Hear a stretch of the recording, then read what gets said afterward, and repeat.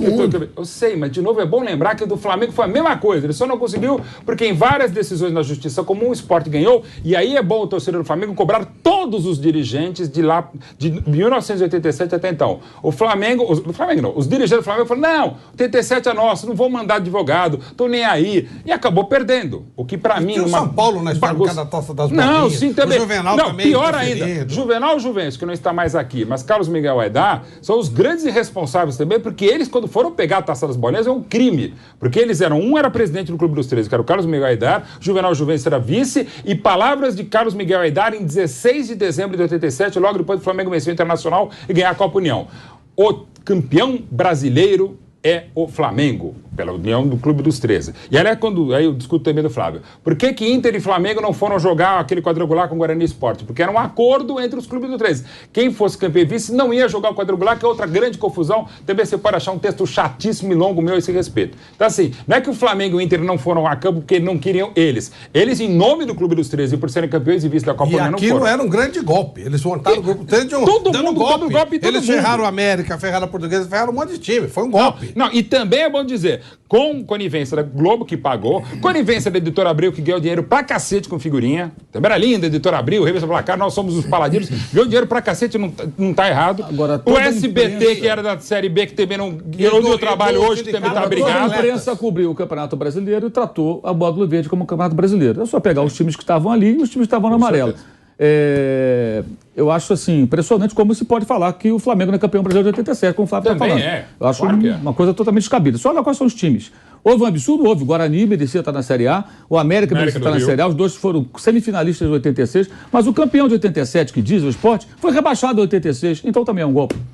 Foi rebaixado o Sport. Sim, né? Mas foi rebaixado. Tinha um rebaixamento que não valeu porque a CBF disse que não tinha condições de fazer o campeonato. Aí os clubes assumiram e o Clube dos 13 fez os 13 mais 3 convidados. E aí fizeram o módulo verde. No meio do caminho, houve a mudança de regulamento com o cruzamento de módulo verde com o amarelo. E aí o senhor Eurico Miranda, que foi representar o Clube dos 13, traiu os demais e assinou um documento concordando. Os demais falaram, não, a gente não aceita isso. Tanto que o Internacional perdeu para o Flamengo no Maracanã depois do empate em Porto Alegre, 1-0 gol do Bebeto. O Flamengo foi campeão do módulo verde, Copa União, campeão brasileiro. Assim a imprensa tratou na época e não foi jogar contra Sport e Guarani. O Inter, se fosse o caso, ele fala, bem, Flamengo não quer? O Inter vai, ganha do Sport, ganha do Guarani. Aliás, o módulo amarelo tem uma marca muito importante na história do futebol internacional. Os caras estão batendo pênalti até agora, não teve campeão. Se empataram o Sport e Guarani, 11-11. Ficaram batendo, empatou, tá tudo bem. Esse é o tipo, esse é o módulo.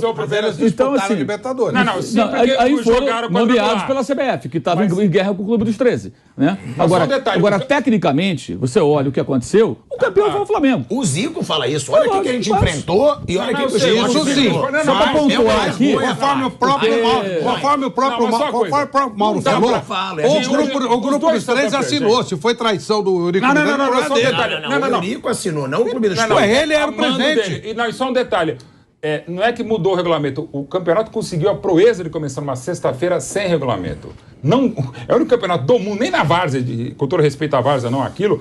A Copa União começou na sexta-feira sem regulamento. E aí porque também se conseguiu fazer essa bagunça. A Copa União, todo mundo é um pouco culpado, alguns mais, outros menos. Assim, na Justiça deu o Sport, é claro que no campo deu o Flamengo. E agora o ideal seria, no mundo legal, você considerar os dois campeões e com méritos para os dois. Agora, a Copa União, acho que demonizar é um erro.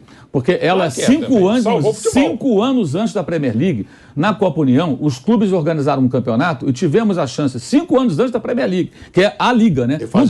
Não tinha Premier League na Inglaterra.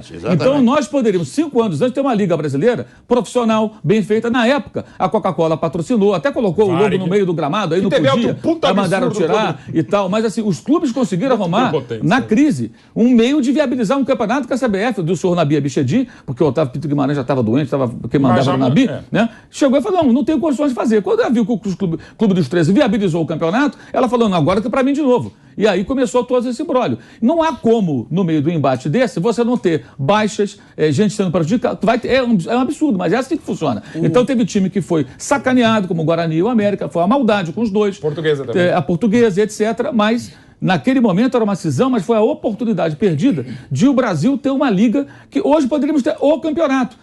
Mas ele voltou para quê? Para a dona CBF, que é a mesma que dá canetada transformando o título isso naquilo, é a mesma que faz média aqui e acolá, e acabou. Que tenta comprar todo mundo. E agora se apresentar como um paladino da justiça, isso é um absurdo. Sempre foi. Até porque o Clube dos 13 era Carlos Miguel Aidar, era Juvenal Juvencio.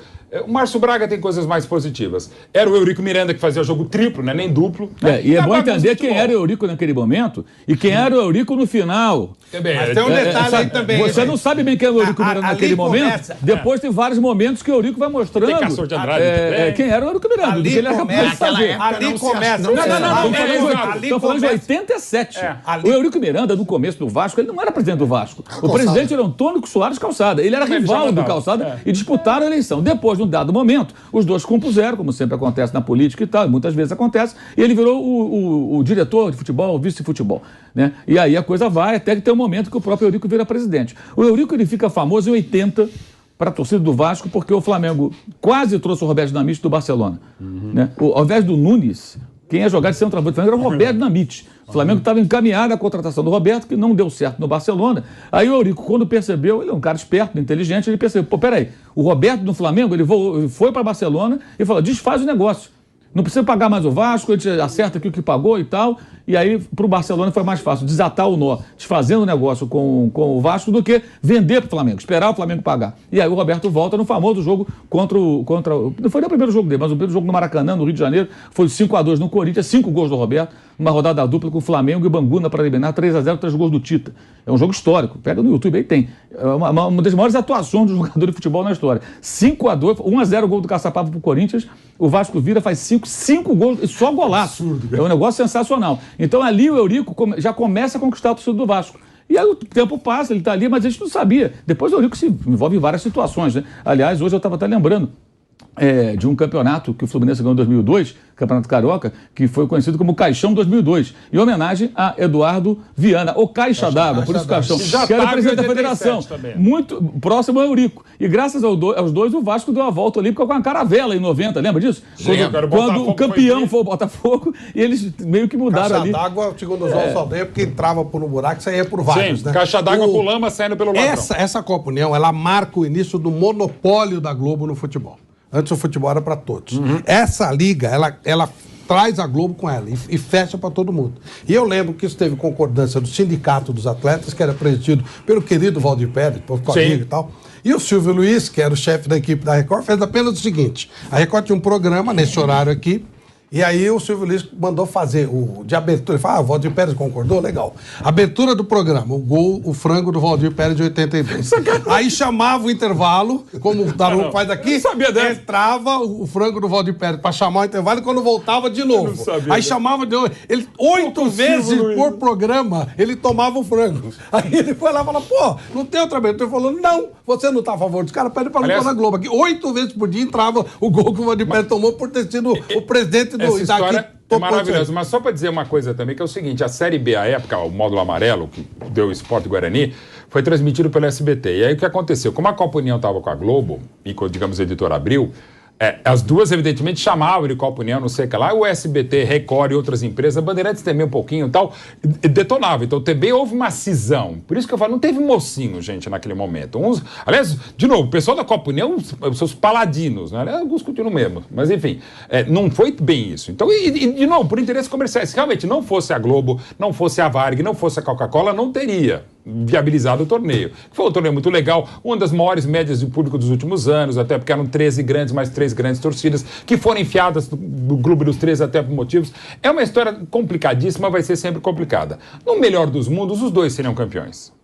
O Flamengo, de fato, tá? O Sport por esse imbróglio, porque, de novo, não tem jurisprudência anterior e nem posterior que explique no mundo. Não tem nada mais bagunçado que aquilo. A única coisa que fica clara é a parte técnica. Não dá para discutir a qualidade técnica de um grupo, claro, bem disso daí, discute. E de um outro grupo. Quer dizer, a parte técnica era abissal a diferença, né? Então, você discutir isso é bobagem. Tecnicamente, o Flamengo é campeão. O Flamengo campeão do ano é o Flamengo. 16? Não, era um turno, eles todos se enfrentavam, eram 2 grupos, né? Quem foi eles se enfrentavam 2. Foi o Atlético Mineiro, o melhor campeão foi o Atlético Mineiro. Não, convidados. Era o Goiás, Coritiba e Bahia, eu acho. O Bahia não, o Bahia já fazia parte.